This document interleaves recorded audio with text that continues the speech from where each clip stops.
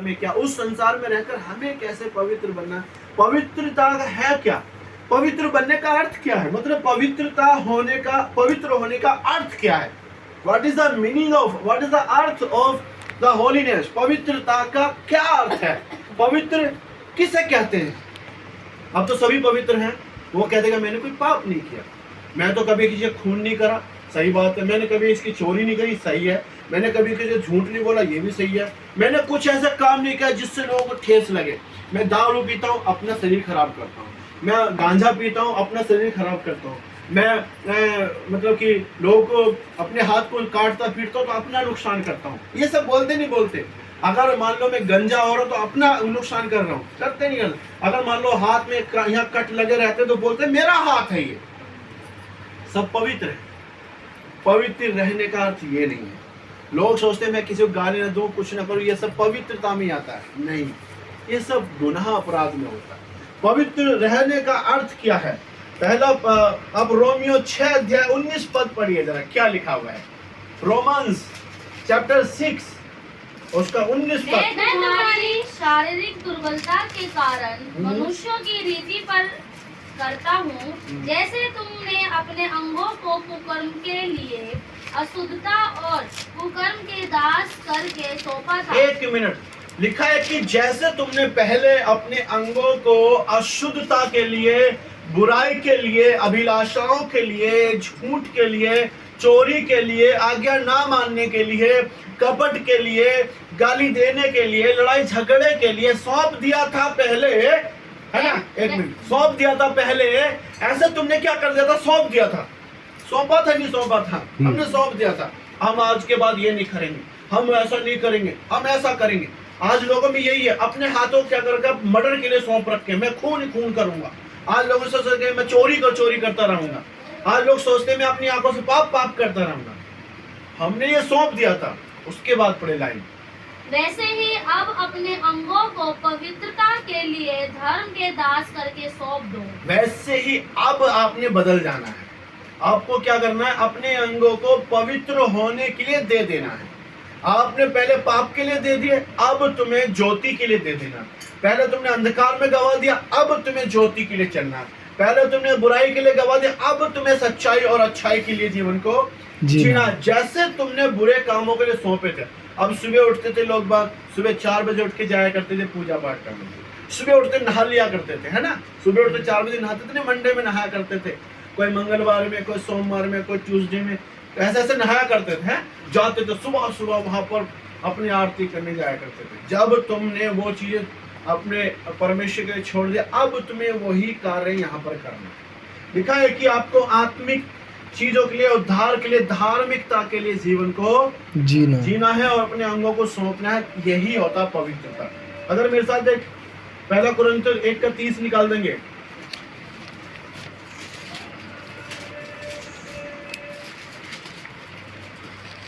परंतु उसी की ओर से तुम मसीह यीशु में हो, जो परमेश्वर की ओर से हमारे लिए ज्ञान ठहरा, अर्थात धर्म और पवित्रता और छुटकारा। देखिए, परमेश्वर हमें छुटकारा देता है, ये पवित्रता है। परमेश्वर हमें निर्दोष करता है, वो छुटकारा है। और दूसरे पत्रस में 1:3 और 4 में लिखा है कि उसने हमें बुराई की संडाहट से, संसार के अभिलाषाओं से छुटकारा दे दिया, ये पवित्रता है। हालेलुया, पवित्रता कहलाई जाती है। और दूसरा कुरिन्थियों 6:6 पद में लिखा है, पवित्र आत्मा से भरना। पढ़िए जरा 6:6 पद में, पवित्रता से, ज्ञान से, धीरज से, कृपालुता से, पवित्रता से, सच्चे प्रेम से, सत्य के वचन से, परमेश्वर की सामर्थ से, धार्मिकता के हथियारों से जो दाहिने बाएं हाथों में है। हाँ, देखिए लिखा ना, पवित्रता से, सच्चाई से, धार्मिकता से भरना ही पवित्रता है। लोग ये सोचते हैं कि बुरा करते रहे हम पवित्र बन जाते हैं, हम वहाँ चले जाएं वहाँ पवित्र बन जाते हैं। एक व्यक्ति बोलता है कि बाबा से, महाराज से बोलता है कि बाबा मैंने ना एक बंदे का खून कर दिया है, तो क्या करूं, जाकर जेल में जा, सजा काट। वो व्यक्ति बोलता है कोई बात, उसने कुछ बोला होगा, कोई बात नहीं, कुछ ना कुछ बोला होगा, परंतु ऐसे व्यक्ति को कहा सजा मिलनी चाहिए, तुमने जानबूझकर किया है। लिखा है कि परमेश्वर हमें पवित्र करना चाहता है, वो चाहता है कि हमें छुटकारा मिल जाए, छुटकारे से और पवित्र आत्मा से हम भर जाए।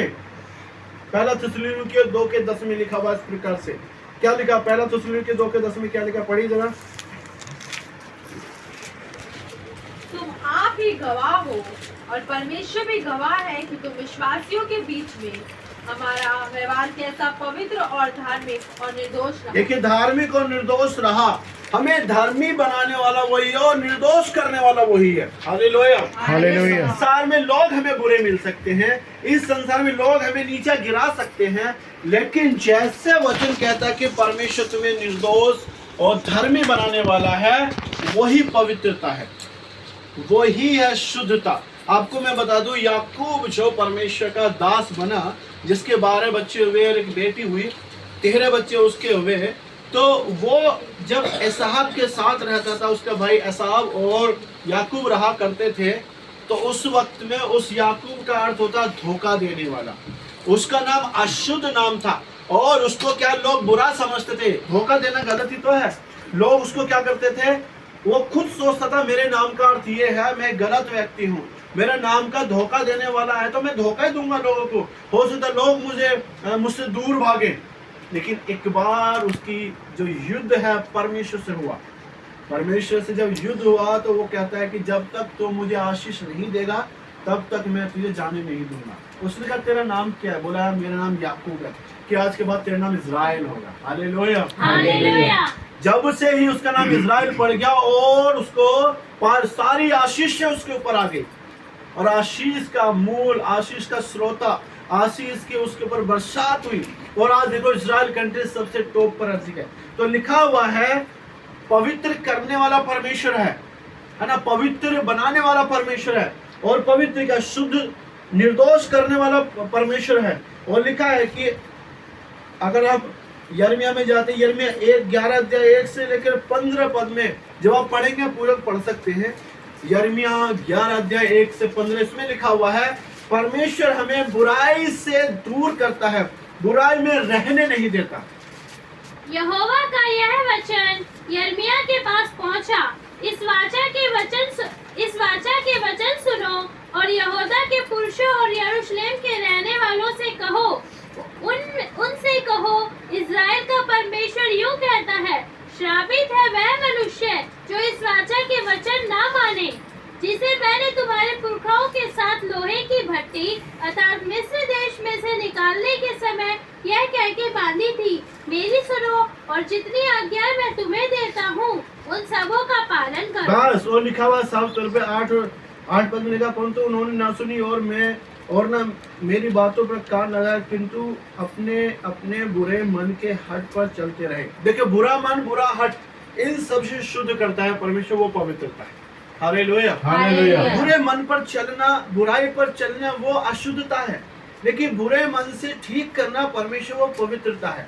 आज पवित्रता की हमें जरूरत है, पवित्र होने की आवश्यकता है, पवित्र हमारा जीवन जीने की जरूरत है।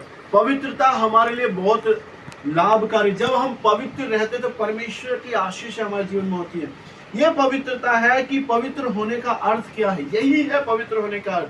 परमेश्वर हमें बुराई से, ढीठपन से, घमंडीपन से, अहंकार से, पुरानी अभिलाषाओं से, पुराने विचार से, इन सब से साफ करके हमें पवित्र बना देता है और हमें एक शुद्ध व्यक्ति बना देता है। हालेलुया। हालेलुया। अगर हम देखें, नामान कोढ़ी एक अशुद्ध व्यक्ति था। नामान कोढ़ी अशुद्ध व्यक्ति था। उसके घर में काम करने वाली लड़की ने कहा, अगर मेरा स्वामी सोमरोन में होता तो वो शुद्ध हो जाता। तो सोमरोन में नामान कोढ़ी ने लेटर भेजा राजा के पास। वो लेटर वहां पहुंचा, नामान कोढ़ी पीछे से पहुंच गया कि ये मुझे शुद्ध करेगा। वहां पर जो एलिशा थे, परमेश्वर के दास हैं, उसने कहा नामान कोढ़ी से, उसने बाहर भी नहीं आया, वो उसने गेहजी अपने दास से कहा, जाके उसको बोल कि वो उस यरदन नदी में 7 बार डुबकी मारे। उसने नहीं मारी, लेकिन उसके एक नौकर ने कहा तो उसने वापस आके फिर मारी। तो लिखा हुआ है कि 7वीं डुबकी में उसका जो शरीर था बिल्कुल निर्मल, एक बच्चे की तरह हो गया, शुद्ध हो गया। परमेश्वर हमारी आत्मा को ऐसे ही शुद्ध करना चाहता है, ऐसे ही शुद्ध करेगा भी, ऐसे ही वो शुद्ध करके हमें पवित्र बनाना चाहता है। वही शुद्धिकरण है। वही पवित्रकरण है, वही पवित्र है, वही पवित्रता है। रोमियो 12 उसके 1-2 पद में लिखा है कि पढ़िए, संसार का सदृश्य ना बनो।